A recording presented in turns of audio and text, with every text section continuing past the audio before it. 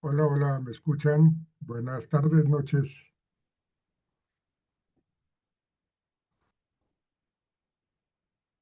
Hola, hola, ¿me escuchan? Buenas noches, profe. ¿Sí me escuchan todos, señorita Jamie? Sí, Yo profe, sí bueno, lo escucho, profe. Hola, hola, señorita. Hola, ¿cómo están? Quiero pedirles excusas. Había mucho trancón y por más de que uno desvía para no coger trancones, había trancón por todo lado. Entonces, pues bueno, vamos a comenzar rápidamente porque son tres aspectos los que tenemos que manejar en la tarde-noche de hoy. Quiero pedirles el favor de que inicialmente lleven la hoja de respuestas del MMPI para que yo supongo que ustedes ya la deben haber terminado, entonces ya tienen que tener la lista para poder entonces empezar el otro paso y poder hacer o sacar el perfil de cada uno de ustedes. ¿Sí? Ahora, ¿qué es lo que yo quiero que ustedes hagan con cada una de estas pruebas? Tenemos tres pruebas que nos hemos auto aplicado. Ustedes las han auto calificado y las han autointerpretado, tanto el Wartec como el 16PF.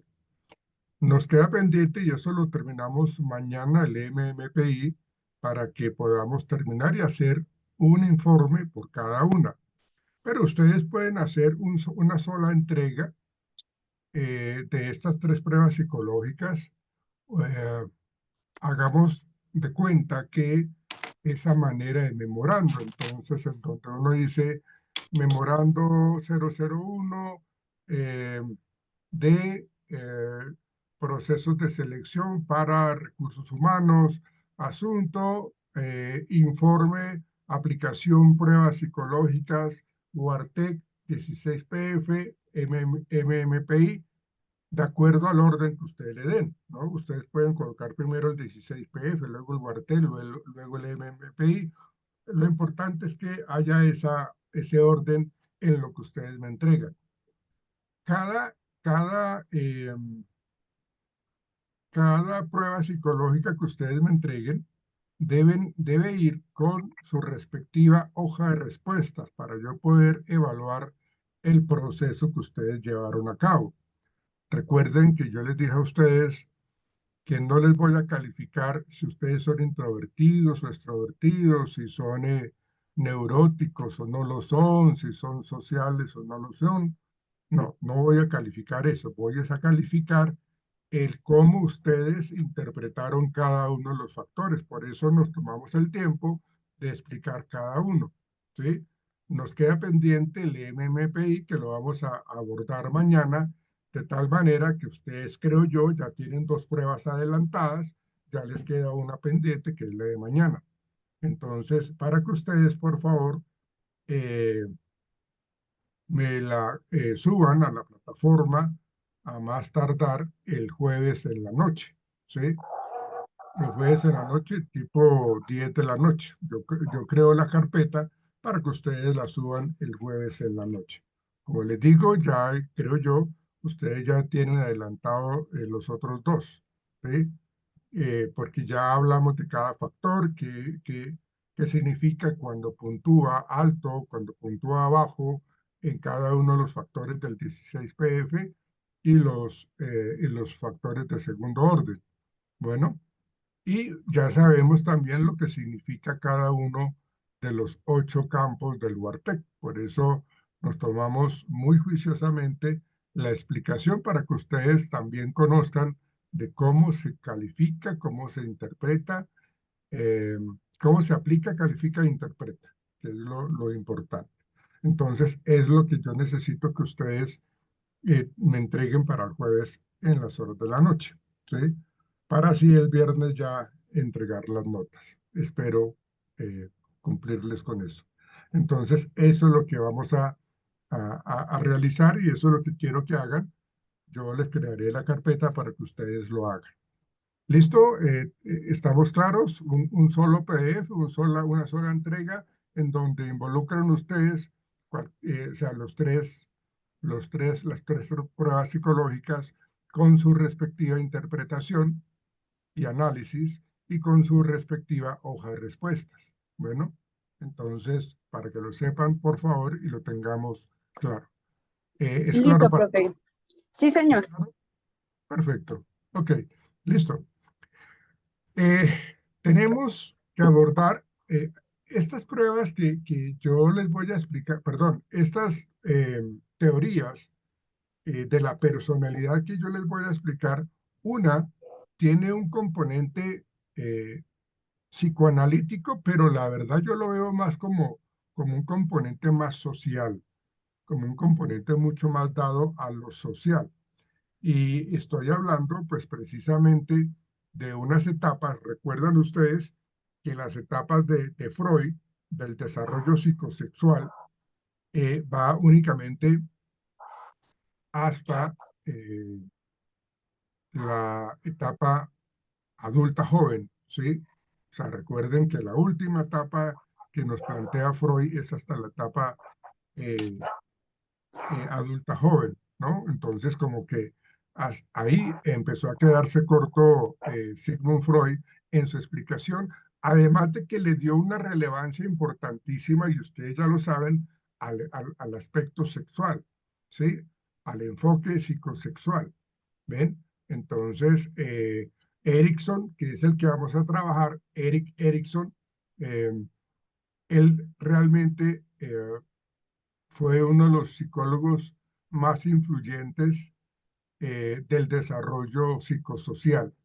Y ahí viene la importancia de esta teoría de la personalidad, porque no se centra, escúchenme por favor, que no se centra en la psique, no se centra en, en la catarsis, no se centra en la libido, no se centra, bueno, se centra en algo, sí menciona algo de la libido, pero va concatenado con las etapas del desarrollo psicosocial. Pero no mira el estudio del sueño, no mira la parte instintiva, no mira los aspectos que son del inconsciente, no, para nada mira eso, ¿no? Pero sí le da mucha relevancia Erik Erikson al desarrollo psicosocial. Entonces, en ese desarrollo psicosocial, está dentro de una teoría psicoanalítica integral, identifica, y acá es algo que me parece interesantísimo, como un psicoanalista, perdón, eh, aborda la parte social, ¿sí? Porque es que él identifica una serie de momentos por los que todos nosotros pasamos, que todos nosotros pasamos. Entonces, eso realmente es muy importante en nuestra historia vital, ¿sí? Cada etapa de la teoría de Erik Erikson, de las etapas del desarrollo psicosocial, pasa por dos fuerzas en conflicto, ¿sí? Hay un aspecto positivo y hay un aspecto negativo, ¿sí? Eh, digamos que en eso se relaciona un poco Erikson con Freud con respecto a una serie de fases, pero la diferencia, como les decía, fundamental es que Freud se centró en las etapas psicosexuales y Erikson, por su parte, se enfocó en el desarrollo psicosocial. Y este enfoque psicosocial sí que es importante porque realmente nos da unos lineamientos de cómo mi contorno, cómo la interacción, cómo las relaciones sociales desempeñan en nosotros un papel importante para nuestro crecimiento y obviamente para el desarrollo de nuestra personalidad, ¿sí?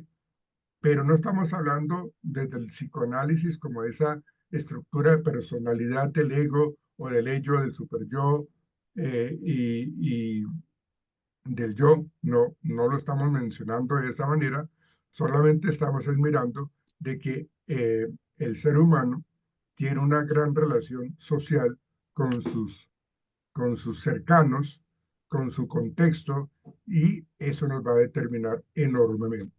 Entonces realmente ahí sí se configura la personalidad dentro de esas interacciones sociales, en donde se tiene en cuenta el contexto, en donde se tiene en cuenta la cultura. ¿Sí? Entonces, Erikson aborda las etapas desde el nacimiento hasta la vejez. O sea, no deja de lado el hecho de que nosotros lleguemos a los años 60. ¿Cómo es que llegamos? Cuando tenemos 60 años, cuando tenemos 40 años, cuando tenemos 30 años, cuando tenemos 20.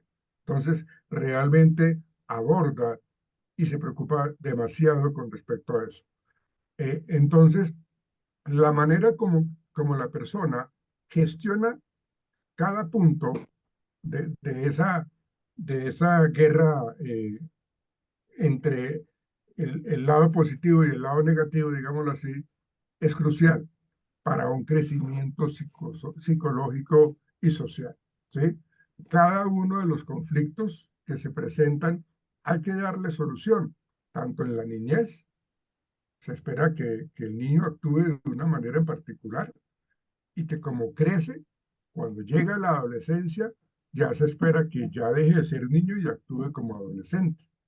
Pero ya el adolescente sigue creciendo y va a tener una adultez joven, ¿sí?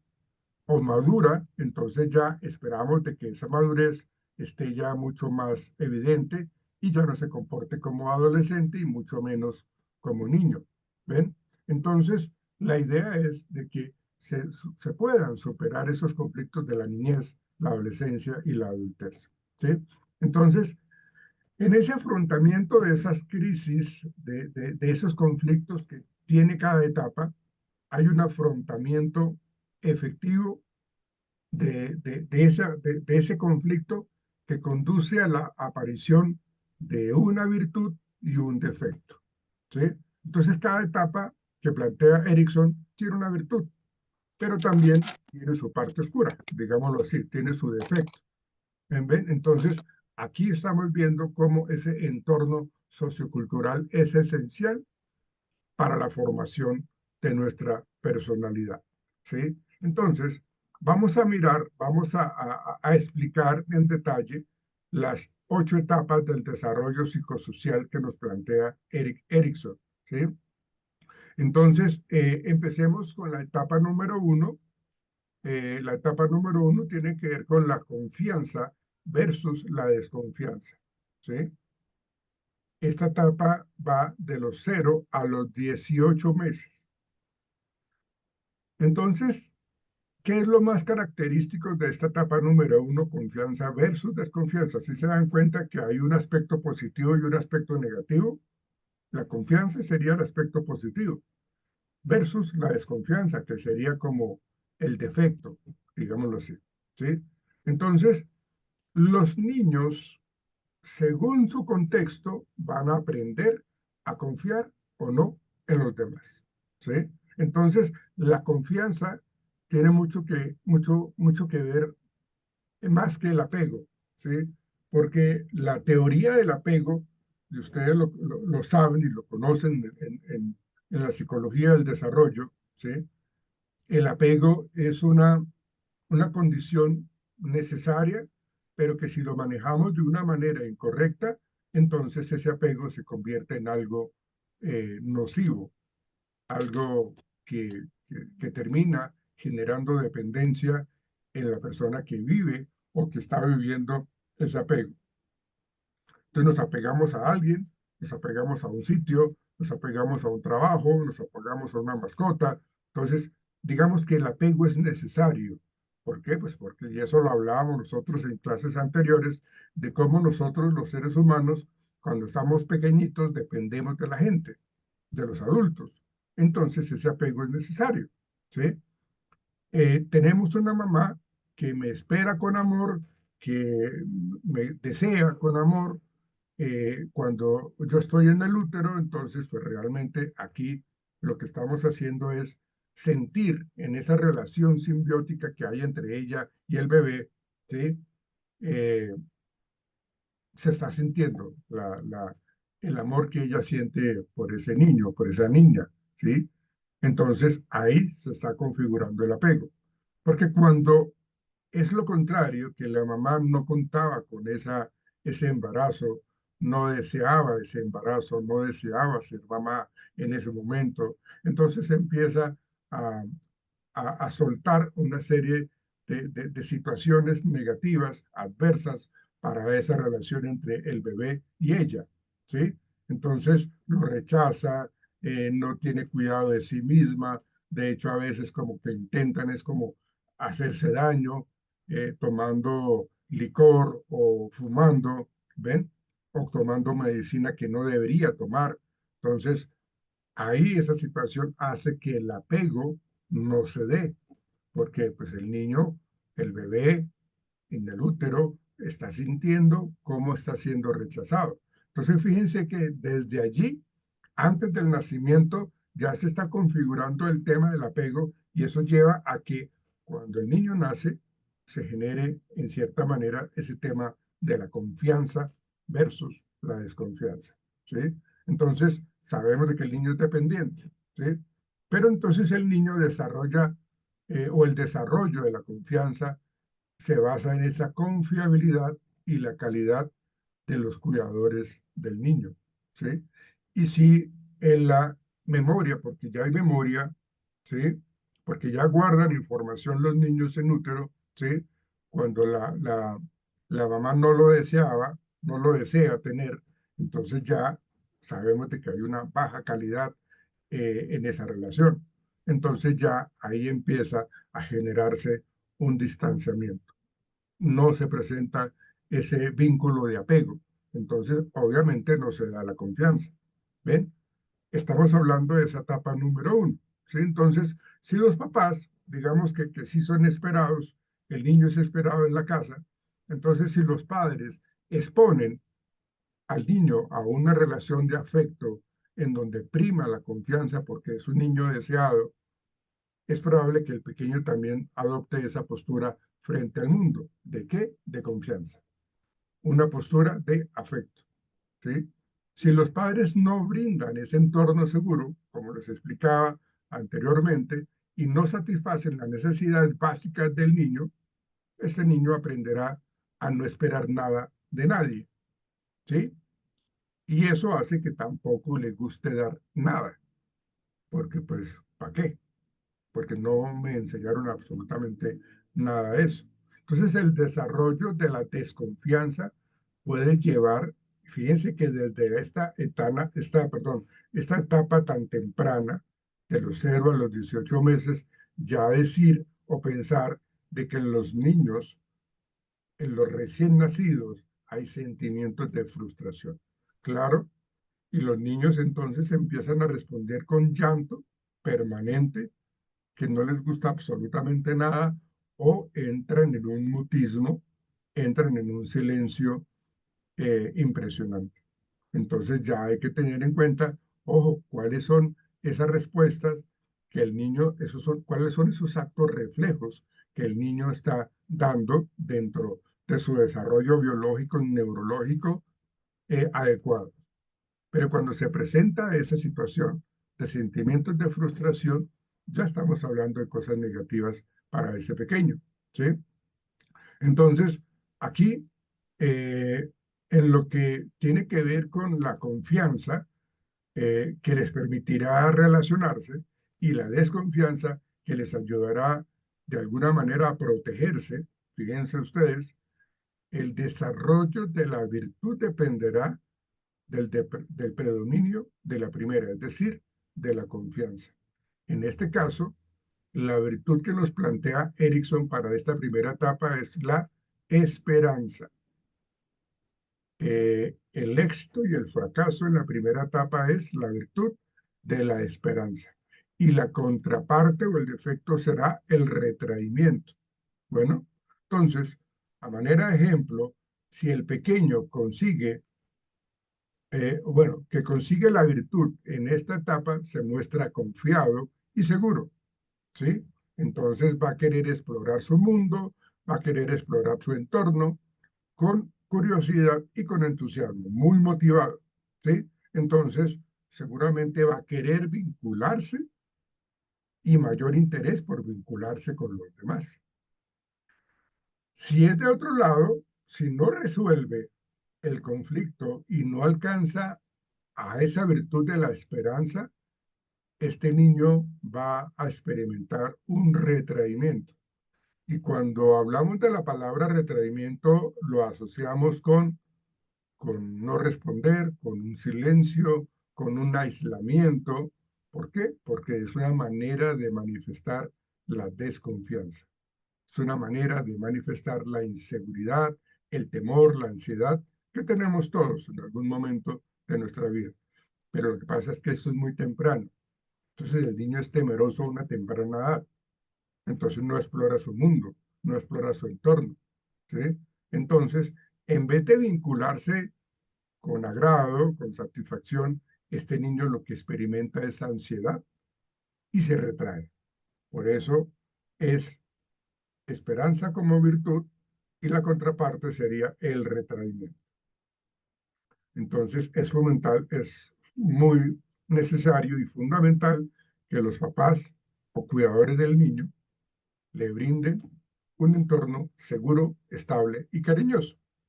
Y eso es cierto, o sea, lo que siempre esperan los niños de nosotros, los padres, los adultos, es que se sientan seguros, que se sientan a salvo, porque nosotros somos sus héroes en última, ¿no? Entonces, esto implica responder de una manera oportuna, consistente y cariñosa a las demandas emocionales y fisiológicas que tiene el bebé. Pero ojo, una manera oportuna y adecuada, porque si nos desbordamos en esas demandas emocionales, pues también estamos coartándole muchos espacios al niño, a la niña, ¿sí? Entonces tampoco es que nos desbordemos en esa protección. Listo la etapa número 1, ahora miremos la etapa número 2, autonomía versus duda, perdón, autonomía versus vergüenza y duda. Esta va de los 18 meses a los 3 años, ¿sí? Y aquí hay algo muy importante a tener en cuenta, señores estudiantes, señoritas. Miren, cada una lleva un contenido del anterior y la siguiente tiene el contenido de las dos anteriores, tanto para lo positivo como para lo negativo. Entonces, en esta etapa número 2 de la autonomía, ¿sí? Del desarrollo psicosocial que nos plantea Erickson, los niños adquieren cierto grado de control sobre su cuerpo, lo que a su vez hace que su autonomía crezca.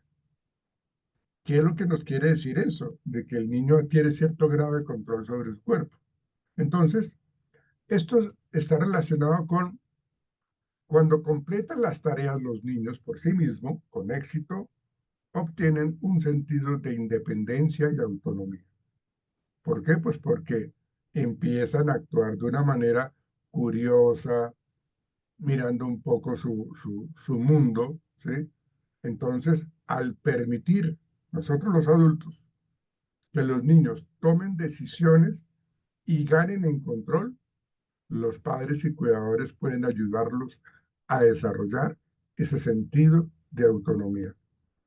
Pero, ¿qué es lo importante acá en esta etapa número 2 de autonomía versus vergüenza y duda? De que sí, le estamos al niño a que tenga independencia y autonomía, pero sin que deje de vivir las normas que le establecemos en el contexto familiar. O sea, los padres y los cuidadores les brindan independencia, pero no es que los dejen al libre albedrío, no es que los dejen una autonomía total, no, porque ellos tienen que aprender a seguir ciertas reglas, ciertos parámetros, ciertas normas. ¿Y quién se las brinda? Pues nosotros. Entonces, cuando eso sucede, los niños aprenden a tomar decisiones, ¿sí? Aprenden a tener ese sentido de autonomía, ¿ven? Entonces, los niños que terminan esta etapa con éxito suelen contar con una autoestima sana y fuerte, ¿ven? ¿Recuerdan ustedes en la etapa anterior, cuando hablamos nosotros de la confianza?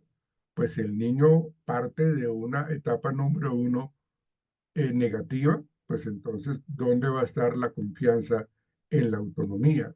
¿Sí? ¿Dónde va a estar realmente representada esa confianza?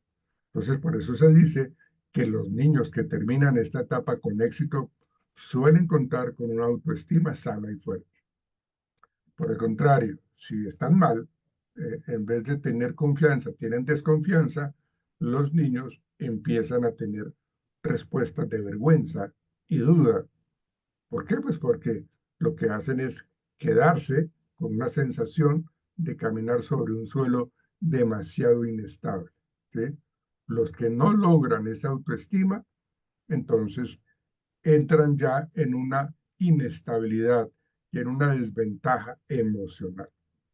Entonces, para Erickson, él creía que lograr ese equilibrio entre la autonomía, vergüenza y duda llevaría a una virtud, y esa virtud tiene que ver con la voluntad. O sea, la virtud para la segunda etapa es la voluntad. Y esa voluntad, lo que nos plantea Erickson es que es la creencia de que los niños pueden actuar con intención dentro de la razón y los límites, que es lo que yo les estaba planteando. Ah, bueno, entonces si yo no les establezco límites, si yo no les digo qué es lo racional, qué es lo correcto, ellos van a actuar de una manera suelta, de acuerdo a sus propios resultados. Entonces, a manera de ejemplo, uno podría decir, bueno, eh, a los niños hay que enseñarles a cepillar los dientes, ¿sí? ¿Por qué? Pues porque lo correcto es y lo natural es que si el niño no se cepilla los dientes o no tiene una buena higiene oral, bucal, entonces los dientes se le van a dañar, se le van a podrir y se le van a caer. ¿Ven? Entonces, ¿qué es lo normal allí? Lo natural es de que si yo no tengo un autocuidado, las cosas se dañan. Entonces, eso es lo que tenemos que generarle a los niños en esta autonomía. Bueno, ustedes tienen autonomía, pero dentro de esa autonomía ustedes deben seguir con esos aspectos de la intención, de la razón y de los límites. No es que porque yo tenga autonomía, entonces yo voy a hacer lo que a mí se me antoje. Puede que lo haga. Y si lo hago es porque no tuve un adecuado manejo por parte de los cuidadores o los padres de familia. ¿Sí? Entonces, en ese sentido, la configuración aquí establecida de la conciencia, de lo moral, del sentido de la justicia, de las normas, de la ley y el orden, están allí latentes. ¿Sí? Entonces, acá lo que tenemos es que enseñar que la autonomía no implica pasar por encima de los demás. ¿Sí? Entendemos de que hay momentos de muchísima alegría, pero también podemos tener como un sentimiento de odio. Podemos generar cooperación o podemos aislarnos, ¿sí? Entonces, en ese sentido, la autonomía, perdón. Entonces, ahí lo que estamos tratando es entender de esa autonomía y esa cooperación que hay entre el niño y la gente que lo rodea. Entonces, fíjense que la segunda etapa tiene la virtud de la voluntad y la virtud de la, perdón, y la contraparte de la compulsión o el defecto de la compulsión. ¿Ven? Porque es que yo, si yo no tengo normas, la compulsión es como el querer actuar por donde, por encima de los demás. La compulsión es el actuar, es el hacer, es la acción. Entonces, no, acá tenemos que enseñarle al niño a que sí tenga voluntad, tenga autonomía, sea autónomo, sea independiente, pero tiene que saber de que hay ciertos parámetros de convivencia familiar y social. Entonces, a menudo estos niños les gusta intentar cosas nuevas porque creen en su autonomía y saben de que si se equivocan, pues bueno, lo corrigen, ¿sí? Se enfrentan a nuevos desafíos y se sienten orgullosos por los pequeños logros que alcanzan. En cambio, si los niños no tienen esa virtud de la voluntad, de la autonomía y la independencia, ellos se van a sentir avergonzados. Acuérdense que estamos hablando de la etapa número 2 de la autonomía versus la vergüenza y la duda. Entonces, en esa idea, entonces los que no obtienen la virtud se sienten avergonzados, se sienten indecisos, dudosos, ¿sí? Y para compensar sus dudas, por lo general pueden sentir la necesidad de tener un excesivo orden o perfeccionismo. Entonces considera de que es una manera para manejar un poco, pues como esa inseguridad, ¿sí? Entonces le temen al fracaso de una manera rotunda y le temen a la desaprobación.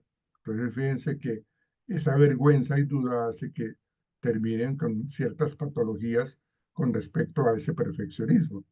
¿Ven? Entonces, ahí vemos nosotros esa tercera, perdón, esa segunda etapa. Vamos con la tercera.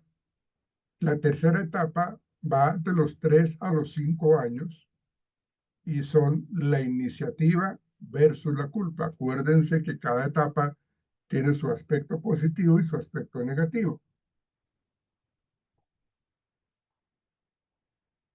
Como esa parte eh, eh, buena y esa parte oscura, ¿sí? Entonces, en la etapa número 3 que nos plantea Erickson, eh, dentro de su etapa de la teoría psicosocial, los niños comienzan a afianzar su poder y control sobre el mundo a través del juego. ¿Se acuerdan que les dije? Toda etapa tiene una influencia de la anterior. Y acá, si nosotros hemos establecido autonomía, respeto por las normas, seguramente el niño va a lograr entrar en las relaciones interpersonales cuando hablamos de los juegos. Cuando los niños juegan con sus pares, con los muchachos de su misma edad, los niños quieren colocar las normas, ¿sí? Y juegan eh, digamos, al juego de las escondidas. Se me ocurre ahorita ese, ¿sí? Pero ese juego tiene normas. Entonces el niño puede tener la iniciativa para ser líder en ese juego, pero también respeta la iniciativa de los demás, ¿sí? Entonces afianza su poder y control sobre el mundo a través del fuego, ¿sí? Y esto es un valor incalculable realmente en las relaciones sociales que tienen los pequeños, ¿sí? Cuando logran ese equilibrio ideal entre la iniciativa individual y la voluntad de trabajar con otros. Porque yo como niño yo puedo llegar y querer ser impositivo, querer ser mandón, regañón, autocrático, entonces realmente allí lo que hace es surgir como una situación negativa cuando no manejamos eso. Entonces los niños que tienen éxito en esta etapa de la iniciativa versus la culpa, que va de los 3 a los 5 años, se sienten capaces y confiados para guiar a otros. Entonces desarrollan con esa confianza anterior de la primera etapa y la segunda etapa, que tiene que ver con esa autonomía, en la etapa número 3 va la iniciativa versus la culpa. ¿Ven? Entonces, aquí realmente los niños que, como les digo, tienen éxito y se sienten capaces y confiados, van a ser unos muy buenos líderes, ¿sí? Van a adquirir habilidades muy interesantes que les va a ayudar a que la gente los vea como unos líderes, ¿sí? Entonces, realmente allí ve esa parte. Por el otro lado, la culpa es buena, pues en el sentido de que, pues bueno, pues uno no es perfecto, uno comete errores, uno comete faltas y uno, eh, digo yo, es bueno reconocer sus culpas, reconocer sus errores, pero no magnificarlo ni tampoco dejarlos como de lado. Oiga, sí, venga, me equivoqué, pero ¿qué me interesa? ¿Sí? Hice lo que hice, tomé trago y entonces estrellé el carro y herí a unas personas. Ah, sí, es una culpa, sí, es mi culpa, pero pues no asumo pues como esa responsabilidad. Entonces, lo mismo pasa Es un ejemplo, pues obviamente para una persona que ya tiene cierta edad, al saber conducir un carro y tiene su licencia, pensaría yo, ¿sí? Pero acá la culpa, como les digo, es buena porque nos da el sentido que demuestra la capacidad de los niños para reconocer cuando han hecho algo malo, ¿sí? No estamos exentos de cometer errores, de tomar decisiones incorrectas. El problema es cuando la culpa es excesiva e inmerecida, en donde realmente los desafíos de no sentirnos capaces de afrontar las cosas, entonces, o sea, yo vengo sintiendo como ese sentimiento de culpa y bueno, es que para eso me toca a mí, yo no puedo cambiar mi mundo, yo no puedo cambiar mi vida, mi realidad, entonces yo como que magnifico ese sentimiento de culpa y bueno, pues eso hace que yo pierda mi confianza o la siga perdiendo, ¿sí? Entonces, realmente la virtud de esta tercera etapa es el propósito, ¿sí? De esta etapa de la iniciativa versus culpa, el, el- la virtud la identifica Erickson como el propósito, ¿sí? Y la contraparte sería la inhibición. Entonces, cuando hablamos de propósito, estamos hablando de que tengamos unas relaciones sociales funcionales y favorables y que mi actuar tenga un propósito de ayuda, un propósito de guiar a los demás. Entonces, digamos, los que tienen o han desarrollado esa virtud del propósito tienden a ser activos, tienden a establecer metas válidas y realistas y la siguen con compromiso, la siguen con vitalidad. Bueno, entonces no es de que se creen falsas expectativas, ¿no? Ellos saben de cuáles son seguramente sus limitaciones. Bueno, pero lo importante es que toman la iniciativa, tienen ese propósito de tomar la iniciativa, tienen el propósito de proponer ideas y de proponer actividades y asumen responsabilidades de acuerdo con su edad, porque no es bueno generarle responsabilidades de una persona de 20 años a un niño de 7 años. Eso está totalmente descabellado. Entonces, ahí vemos nosotros que de acuerdo a la edad se asumen las responsabilidades, ¿sí? En cambio, los que desarrollan la inhibición, que es la contraparte de este propósito, son muy cautelosos y restringen su margen de error. Es mejor no hacer tanto. La verdad, yo prefiero no hacer demasiado. Prefiero quedarme calladito. Yo así estoy bien. Aseguro mi día quedándome callado. Y entre más me comprometa, mucho mejor.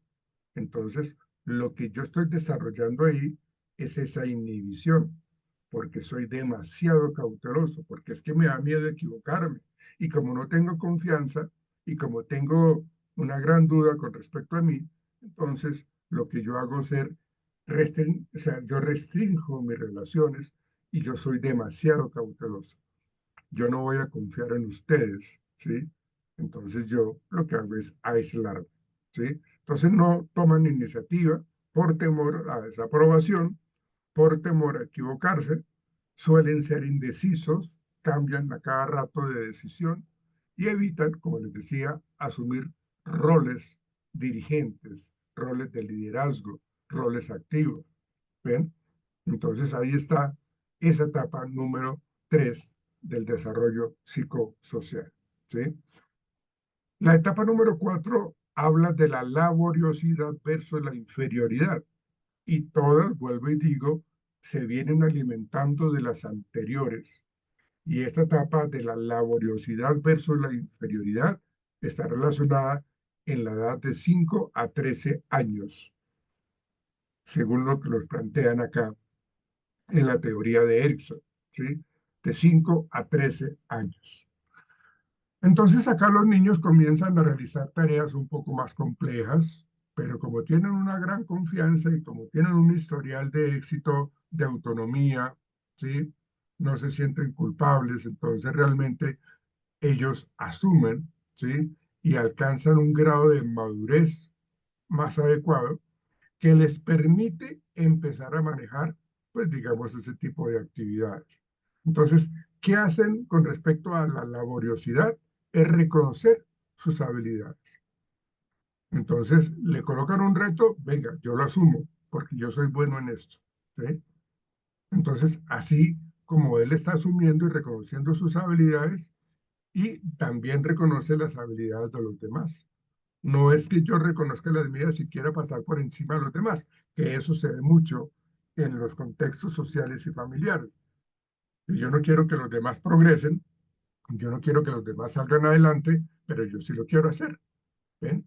Entonces sé de mis capacidades y mis habilidades, pero también tengo que conocer las habilidades y capacidades de los demás, de los compañeros.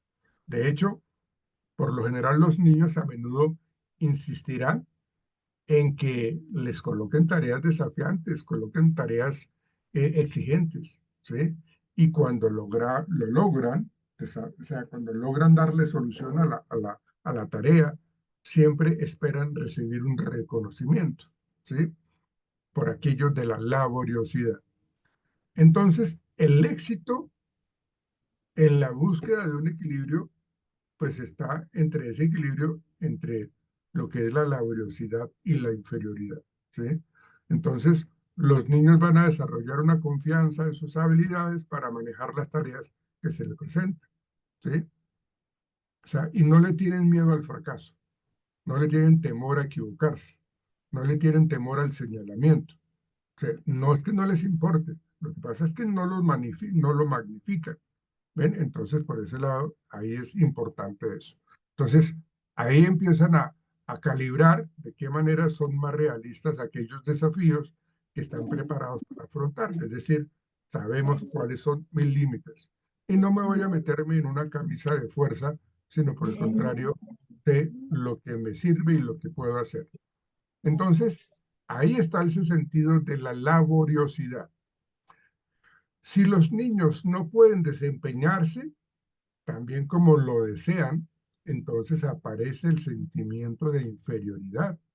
Entonces, este eco de la inferioridad viene como cultivándose negativamente con la vergüenza, viene se cultivando con la desconfianza, viene con esa duda con respecto al ser autónomo, ¿sí? Entonces, ese eco de lo anterior, de la inferioridad, se aborda de una manera eh, incorrecta porque es que el niño no recibe la ayuda para gestionar emocionalmente sus fracasos. Entonces, no quiere decir que no nos equivoquemos, sí, todo el mundo, a diferente tiempo, a diferente edad, diferente lugar, diferente género, todos tenemos momentos difíciles, pero hay que saberlos gestionar. Y esa es la gestión emocional que nos invita Eric Erickson a manejar los fracasos, ¿sí? Y a corregir, porque es que la idea es de que yo reconozco que fracasé y no voy a seguir cometiendo los mismos errores. O sea, porque pues no tendría sentido. Entonces, acá el niño puede optar por descartar cualquier tarea que sea difícil por miedo o volver a vivir esa sensación. Entonces, ese sentimiento de inferioridad lo limita enormemente. El niño prefiere no hacer nada antes de que haga algo y lo recriminen, lo regañen, se burlen, lo cuestionen. Entonces, yo prefiero no vivir esa sensación. Entonces, mejor no hago nada. Y paso ya como rebelde, más que no sientan de que soy incapaz de hacer las cosas, ¿sí? Entonces, esta etapa, según lo que plantea Erickson, es una etapa clave para el desarrollo de la autoestima. Es una etapa que ayuda a que nosotros nos podamos sentir competentes y hábiles siempre y cuando tengamos un autoconcepto mucho más favorable, ¿sí? Entonces, sabemos de que si el niño o el adolescente se percibe como persona valiosa, seguramente pues va a estar pensando y actuando de esa misma manera, ¿sí? Sintiéndose valioso. Entonces, en la cuarta etapa, la virtud es la competencia y la contraparte o el defecto es la inercia. Competencia versus inercia, ¿sí? Acá plantea entonces Erickson que el niño se muestra diligente y dedicado en sus actividades, es decir, es competente. Y aparte de eso, en la etapa anterior estábamos hablando de la autonomía, ¿ven? Y la autoconfianza y todo ese tema. Entonces, ahí vemos nosotros que el niño se muestra diligente y dedicado en sus actividades. O sea, no le da miedo a las cosas. ¿Ven? ¿Por qué? Es porque es competente, ¿sí? Disfrutan aprendiendo inclusive de sus errores, ¿sí? Completan sus tareas, sus deberes de una manera eficiente y se toman su tiempo. Y si se equivocan, no se autocastigan, no se autolaceran,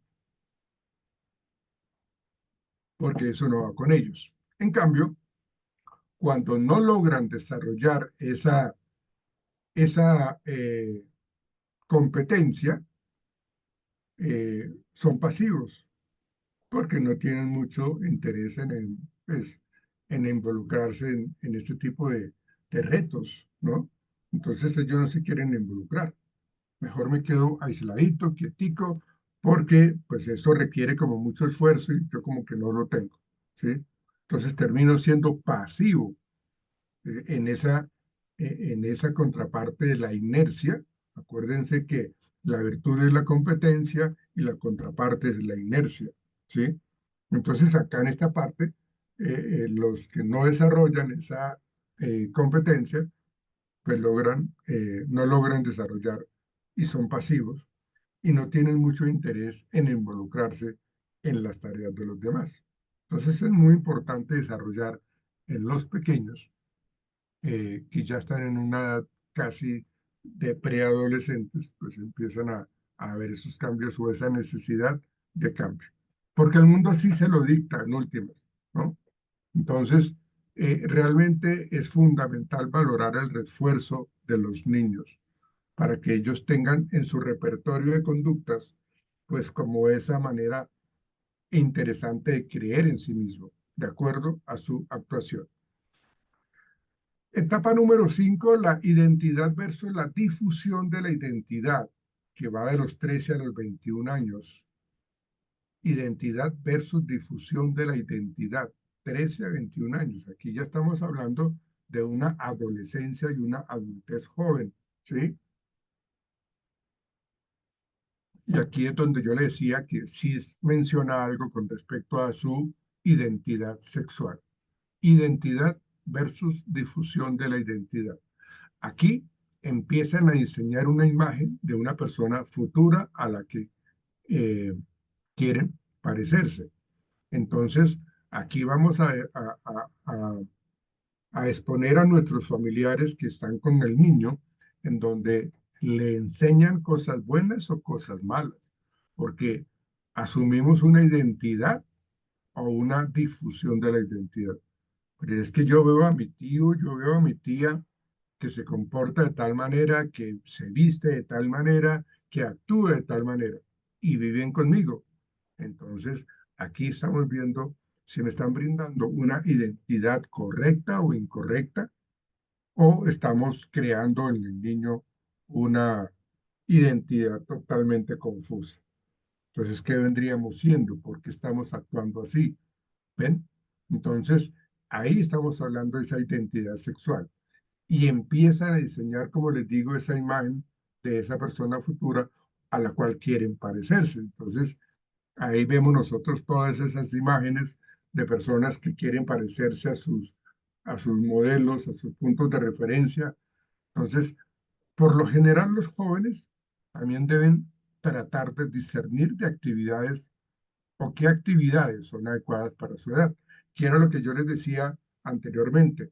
El niño sabemos de que tiene conductas infantiles porque es niño, pero cuando ya estamos hablando de esta edad que va de los 13 a los 21 años, ya esperamos de que ya las personas actúen de una manera no tan infantil, ¿sí? Entonces, vamos a tratar de entender de que las actividades, las conductas, los procesos de cambio tienen su proceso, tienen eh, eh, tienen realmente, pues, cómo debe actuar un muchacho en cierta edad y no que vaya a tener conductas infantiles, ¿no? O sea, no se espera esa conducta infantil.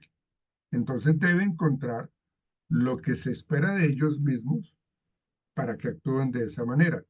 Y eso es lo que el entorno espera de ellos. Bueno, entonces aquí la idea es de que las personas tienen que solucionar tres problemas importantes en esta etapa del desarrollo psicosocial, que es la identidad versus la difusión de la identidad. Aquí estamos hablando de tres aspectos importantes, tres problemas a resolver, a solucionar. Y primero es escoger una ocupación, adoptar valores y tener una identidad sexual satisfactoria, ¿sí? Cuando ellos, los muchachos, consiguen solucionar la crisis de esta etapa, desarrollan la virtud de la fidelidad, ¿sí? Entonces, escoger una ocupación es, yo soy una persona que tengo mi pareja y como tal la voy a respetar. Entonces, me ocupo en una relación, esa es mi posición, ¿sí? Y adopto ciertos valores. Entonces, si yo estoy hablándole a mi pareja, oiga, no me gusta que sea infiel, pues yo también tengo que adoptar esos valores. Yo también tengo que respetar la relación, ¿ven? Y eso hace que yo tenga una identidad satisfactoria, ¿sí? Entonces, ahí vemos nosotros esa etapa importante que hay que resolver, ¿sí? Y como les decía, el desarrollo de la virtud en esta etapa es la fidelidad, ¿sí? Esa fidelidad es muy importante, es una virtud y que acarrea ciertas conductas, ciertos valores, cierta eh, ideología con respecto a lo que es correcto y a lo que es incorrecto, es decir, como el bien y el mal, en últimas, ¿sí? Acá, en esta quinta etapa, como les digo, la virtud es la fidelidad o el repudio, sería la contraparte o el defecto. Entonces, la persona que ha logrado la fidelidad tiene una identidad marcada, tiene una identidad segura, ¿sí? Sabe qué es lo que está pasando y sabe para dónde va, ¿sí? Está segura de quién es, cuáles son sus principios, cuáles son sus creencias y cuáles son sus valores. Entonces, no le importa lo demás, pero estamos hablando de sus principios, de sus creencias, sus valores y de quién es, ¿sí? Entonces, es fiel a sí misma en diferentes situaciones, ¿sí? Y eso es lo que se espera, que la persona tenga ya en esta quinta etapa, pues precisamente de los 3 a 21 años, ya que hay una identidad y que no nos pongamos a la mentira, a la manipulación, a tener una relación de tal manera o de otra. No, es realmente tener como ese rol claro de cuáles son nuestros comportamientos según la fidelidad, ¿sí? Entonces, eso es lo importante acá, que sepamos que la virtud puede estar asociada con una relación de valores y de religión o grupo étnico, lo que sea. Está vinculado allí. Entonces, cuando la persona logra la fidelidad, tiene una marca clarísima. Está segura, como les digo, de sus principios, creencias y valores. Es fiel a sí misma, ¿sí? Pero si quienes experimentan el repudio, que es la contraparte con respecto a la virtud de la fidelidad, entonces la contraparte, en este caso, tiene que ver con el repudio, en donde lo que la persona tiene es la dificultad para saber quién es ella, quién es él, en dónde están ubicados, cuál es su creencia, cuál es su rol, cuáles son sus valores. Entonces, acá vuelve a generarse la influencia de los adultos con respecto a ellos cuando eran pequeños, ¿sí? Porque es que tengo tras, trastocados los valores, porque es que mi tío siempre habla de que pues el robo es necesario, como que el fin justifica los medios. Entonces, es lo que me dice a mí mi tío, ¿ven? Entonces, realmente hay que mirar cuáles son y cómo se tienen que manejar todos esos espacios de la creencia, de los roles, de los valores en cada uno como tal, ¿sí? Entonces, acá, en esta etapa del desarrollo psicosocial, de la identidad versus la difusión de la identidad, ¿sí?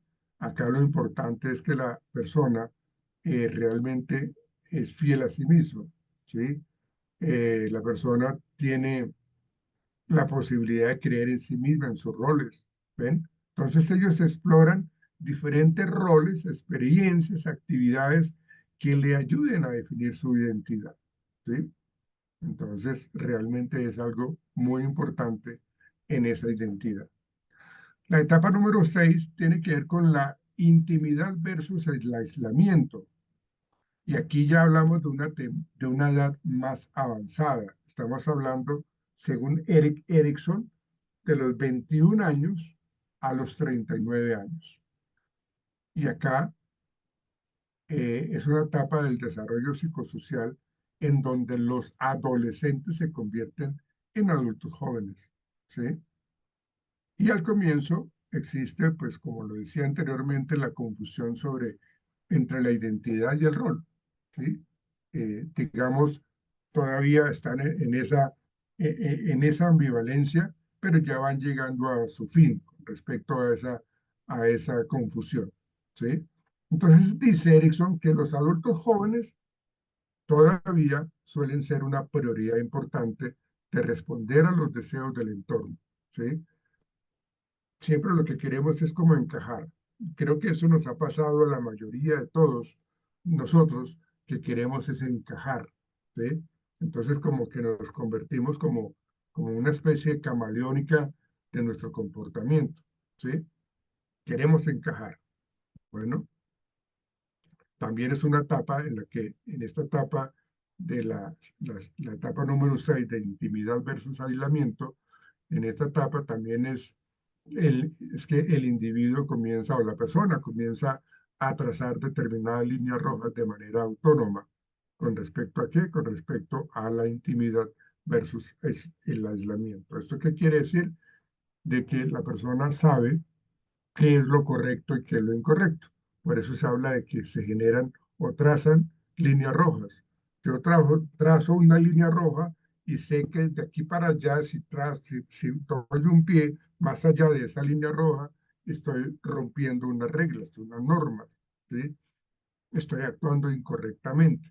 Entonces yo me pongo en la tarea de ser autónomo, pero también responsable con mis conductas, ¿sí? Entonces, si no se maneja de esa manera, la persona no estará dispuesta a sacrificar, bueno, digamos, por contentar a alguien, no voy a perder mi identidad, ¿sí? Eh, ¿Qué otro aspecto importante de esta etapa número 6, de la intimidad versus el aislamiento? Acá, en esta etapa número 6, digamos que la virtud es el amor, ¿sí? Entonces las personas que realmente tienen bien manejado esta etapa encuentran un compañero estable, encuentran una relación adecuada de respeto, de comprensión, pero cuando no desarrollan esa etapa de una manera adecuada, pues entonces no hay compromisos fuertes, no se logran relaciones interpersonales fuertes. Por el contrario, hay distanciamiento. Entonces, en la sexta etapa, la virtud es el amor y la contraparte o el defecto es el distanciamiento. Entonces, ellos, los que han logrado desarrollar, digamos, la virtud del amor, ellos suelen ser capaces de tener relaciones íntimas significativas, ¿sí? Porque valoran la relación. Están dispuestos a compartir experiencias y pensamientos y sentimientos porque consideran que la persona que está al lado, en donde hay ese sentimiento del amor, propician un verdadero intercambio afectivo. Entonces, está la confianza, está la seguridad, está la autonomía, está esa independencia. y está el amor, entonces logran ese intercambio afectivo como tal. Los que experimentan la contraparte, que es el distanciamiento, ¿sí? Suelen tener problemas precisamente para mantener sus vínculos cercanos, porque mantenemos desconfiando de la pareja, mantenemos desconfiando del vecino, del compañero, del compañero del estudio, el compañero trabajador, ¿ven? Entonces, no queremos tener vínculos cercanos precisamente con ellos. Son reacios a abrirse a los demás y son reacios y tienden a dificultar la conexión emocional, no se conectan emocionalmente. Entonces, acá, en esta etapa, lo que se pretende es de que las personas sean empáticas y desarrollen habilidades sociales para que les permitan tener una muy buena cercanía con el género opuesto y se vayan formando las relaciones interpersonales íntimas como tal.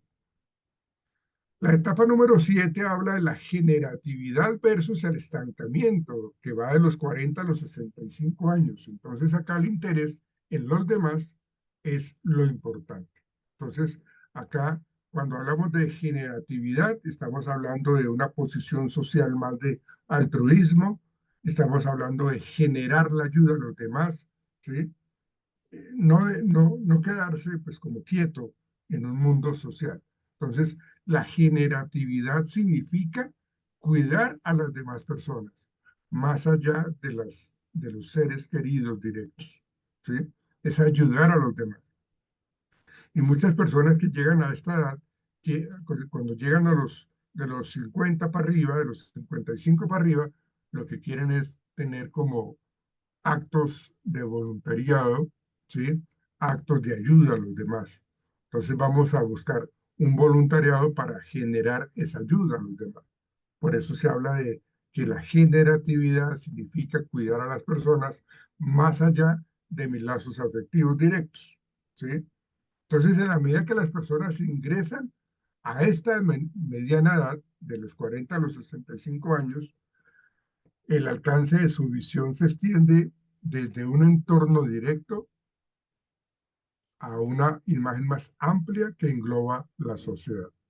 Entonces, acuérdense lo que decía el humanismo, que tenemos es que ayudarnos. Y tiene que ver mucho con esto. La generatividad es esa ayuda que le brindamos a los demás. Entonces, las personas reconocen que la vida no se trata solamente de ellos mismos. También tienen que contribuir a los demás, a ayudar a los demás. Y nuestra profesión tiene mucho que ver con eso, porque queremos es dar de nosotros para ayudar a los demás. Eso esperaría yo que ustedes lo tengan claro. ¿Ven? Entonces, cuando hay ese tipo de acciones de ayudar a los demás, lo que pretendemos es obtener una sensación o una autosensación de logro, de autorreconocimiento, ¿sí? Entonces, es lo que plantea las personas que tienen esa generatividad. Y digamos que la contraparte sería como el rechazo, ¿no? Que es lo que ellos mencionan acá como el estancamiento. Y ese rechazo, ¿sí? Cuando la persona alcanza la virtud del cuidado, ¿sí? Ah, bueno, perdónenme, pero les explico algo acá importante de la generatividad. Si estamos hablando que queremos ayudar a los demás, entonces la virtud en este caso es el cuidado a los demás, ¿sí? Entonces alcanza la virtud del cuidado y se interesa por apoyar a los demás, por entender a los demás y por velar por el bienestar de los demás y de sí mismo. Ven que nosotros estaríamos acá en esto desarrollando, pues como ese desarrollo social. ¿Ven? ¿Por qué? Pues porque queremos ayudar a los demás. Nos nace ayudar a los pacientes. Es como la idea, ¿sí? Los que no logran desarrollar la virtud se centran en sí mismos y esto hace que descuiden sus relaciones interpersonales y las necesidades de los otros. Son indiferentes, no se comprometen con el bienestar de las generaciones venideras. Entonces, solamente soy yo, segundo soy yo y tercero soy yo. Entonces no tienen un vínculo social, no se comprometen con los demás. A duras penas lo hará con la familia. ¿Ven? Entonces ahí está esa séptima etapa del desarrollo psicosocial. Y para entrar a la última etapa, esta etapa va de los 65 años en adelante. Lo que espera uno tener en esta edad es haber resuelto absolutamente todo.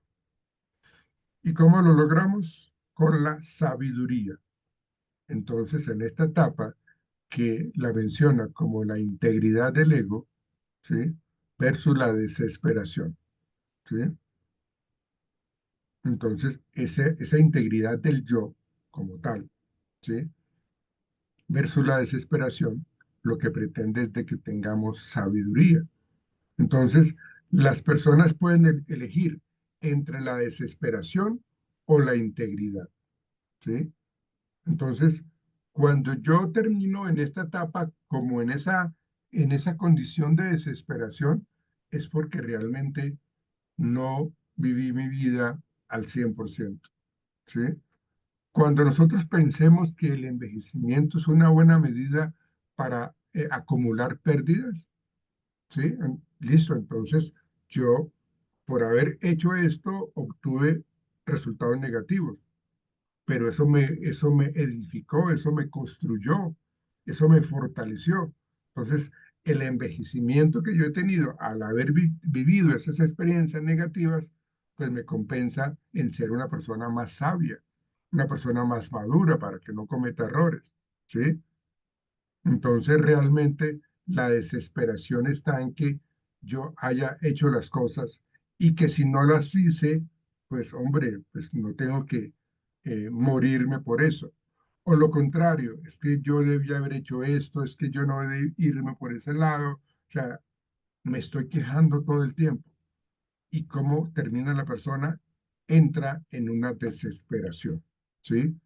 Aparece esa sensación de que realmente pude haber hecho más, porque pues no logré esto, entonces yo termino haciendo otras cosas.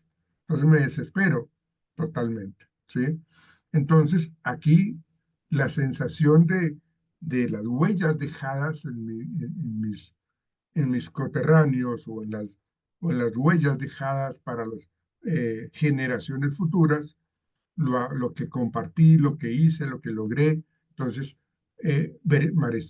mereció la pena, ¿sí? Entonces realmente logré dejar huella, ¿sí?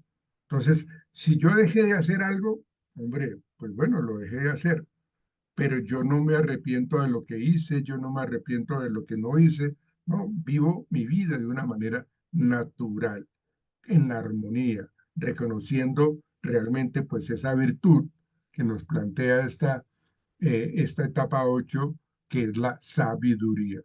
Entonces, yo tengo la certeza de que yo volteo a mirar atrás en mi vida y voy a ver cosas buenas, pero también voy a ver cosas un poco negativas, ¿no? Entonces, ahí está eh, esa virtud que es la sabiduría en contraprestación con el desdén, ¿sí? Entonces realmente cuando hablamos de ese desdén, pues estamos diciendo que las personas experimentan desesperación, arrepentimiento de lo que hicieron, lo que no hicieron, ¿sí? Miran su pasado con resentimiento, echan vainazos, o sea, es totalmente negativo ese pesimismo y esa insatisfacción con la vida que ellos están viviendo, la vida que les tocó vivir, ¿no? Entonces, ahí vemos nosotros la octava etapa de la teoría del desarrollo psicosocial de Erik Erikson. Bueno, eh, rápidamente, bueno, esta es la etapa, perdón, esta teoría tiene que ver con el desarrollo psicosocial y tiene que ver con una teoría psicoanalítica, ¿sí? Pero tiene mucho que ver con las teorías sociales de personalidad, tiene que ver muchísimo con las teorías cognitivo-conductuales. Por eso, cuando nosotros hablamos, hablando ya rápidamente, que eso no me demoro mucho, hablando ya rápidamente de lo que es Aaron Beck. Aaron Beck fue un psicólogo eh, que realmente lo que nos dice es lo siguiente, ¿sí? Y escuchen lo que dice Aaron Beck, por favor. Abro comillas, dice, si nuestro pensamiento es sencillo y claro, estamos mejor equipados para alcanzar nuestras metas. Cierro comillas. Si nuestro pensamiento es sencillo y claro, estamos mejor equipados para alcanzar nuestras metas. ¿Qué quiere decir esto? Que mi bienestar, mi tranquilidad, mi armonía, mi seguridad, mi confianza, mi autoestima está ligado o está dependiendo de cómo yo interpreto lo que me rodea. ¿Sí? Entonces, es posible que nosotros mismos, con nuestra forma de pensar, nos compliquemos en exceso en muchas ocasiones. Y es cierto, ¿sí? Por la manera como interpretamos el mundo, porque Aaron Beck habla de una tríada cognitiva, en donde en cada vértice está tres puntos importantes, y es cómo me veo a mí mismo, cómo veo mi futuro y cómo considero me ven los demás, ¿sí? Entonces, realmente Aaron Beck le dio un aporte importantísimo a la terapia cognitiva, al reconocimiento de unos estados necesarios de cambio a nivel de terapia para manejar estados depresivos. Si manejamos la depresión dentro del enfoque psicoanalítico, nos demoramos eternidades. Entonces, la depresión hay que manejarla con ese tipo de etapas, perdón, de terapias, de la terapia racional, de la triada cognitiva de Beck. Entonces, dice que cuando las ideas se han adaptado a otros problemas propios de la terapia psicológica, también ha demostrado un alto grado de eficacia, porque es que nos metemos con la idea de cuáles son nuestros pensamientos.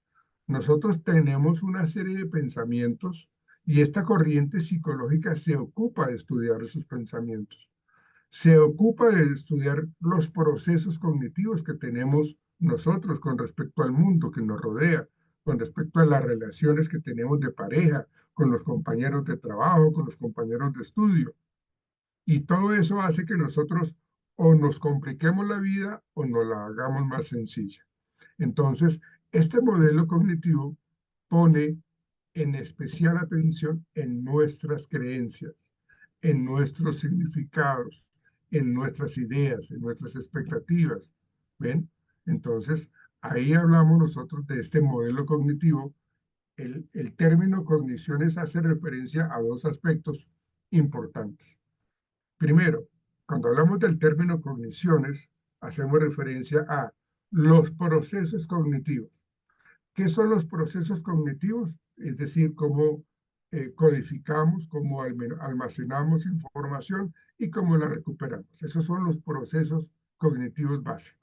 Almacenar, bueno, codificar, decodificar, almacenar y recuperar. ¿Sí? Y en el otro lado del término cogniciones, también están los contenidos cognitivos. Entonces, fíjense, en un del lado están los procesos cognitivos y en el otro están los contenidos cognitivos. Y en estos contenidos cognitivos estamos hablando de los esquemas, las creencias, los supuestos, los pensamientos automáticos. Y son pensamientos que entran como Pedro por su casa, son pensamientos irracionales que nos ponen la vida a cuadritos, ¿sí? Son esas creencias totalmente irracionales, ¿sí? Entonces, en este modelo de la terapia cognitiva, lo que busca el psicólogo, en este caso, es disminuir el sufrimiento personal del consultante a partir de la interpretación de los pensamientos, de los sucesos que está llevando a cabo. O sea, una situación en sí no me genera malestar. Es lo que yo pienso de esa situación. ¿Ven? Entonces, Aaron Beck empezó a trabajar con éxito todo este tema de los tratamientos para manejar un poco las afecciones como la ansiedad y las fobias, y ha tenido un buen resultado porque reestructuramos la manera de pensar, ¿sí? Y en esas, y en esos conceptos claves de la terapia cognitiva, entonces nosotros lo que hacemos es, antes de emitir una respuesta emocional o conductual, lo que hacemos es percibir, clasificar, interpretar, evaluar y asignar un significado al estímulo, ¿sí? Entonces, para mí es muy importante la puntualidad, para otra persona no. Entonces, ¿cuál es el significado que yo le doy a un evento en particular? ¿Ven? Entonces, esos esquemas cognitivos, que también se les conocen como creencias eh, cognitivas, ¿sí? Están, digámoslo así, organizando nuestra forma de pensar. Entonces, hay una serie de distorsiones cognitivas que yo quiero que ustedes, por favor, las investiguen, ¿sí? Más o menos son como 16, 18 distorsiones cognitivas, en donde cada una tiene una significancia importante. Distorsiones cognitivas. Tomen nota para que ustedes, por favor, indaguen a Aaron Beck, que es el que explica este tema de las distorsiones cognitivas o creencias irracionales. Se le conocen o se le encuentran de esa manera, ¿no? Entonces, esas distorsiones cognitivas, quiero que ustedes las indaguen para, para el jueves, por favor. Bueno, entonces, eso es lo que nos plantea esas creencias de la terapia cognitivo de Aaron Beck, ¿sí? De esos pensamientos automáticos, ¿sí? Y ya para terminar, rápidamente, hablamos de la terapia racional emotiva de Ellis, que acá también está muy relacionado con la manera como nosotros tenemos pensamientos, creencias, acontecimientos, tenemos una interpretación de esos pensamientos, y eso nos lleva a tener unos sentimientos y unas emociones, y nos lleva a tener unas acciones.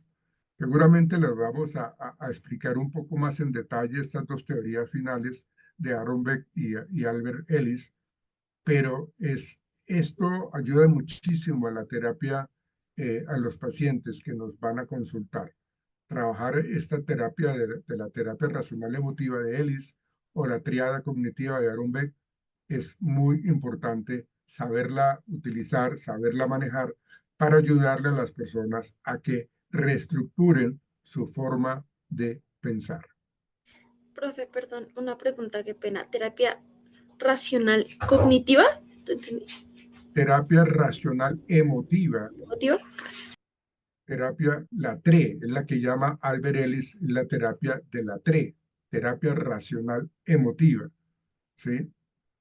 Que la vamos a explicar en la clase de pasado mañana, en un momentico, la terapia racional emotiva. Y la otra es la triada cognitiva, que es el que plantea que existen una serie de distorsiones cognitivas en nosotros los seres humanos. Y eso sí que es cierto. Bueno, muchachos, hemos terminado. Les agradezco la espera y nos veremos mañana. No olviden llevar, por favor, su hoja de respuestas del MMPI para poder hacer la interpretación respectiva. ¿Listo? Listo, profe, muchas gracias. Gracias, Entonces, profe. muchas gracias. Nos veremos Gracias, profe. mañana. Feliz noche. Luego, profe, buenas noches. Gracias. Bien. Gracias, Chao, que estén profe. bien. Chao, chao. Gracias. Chao, hasta luego.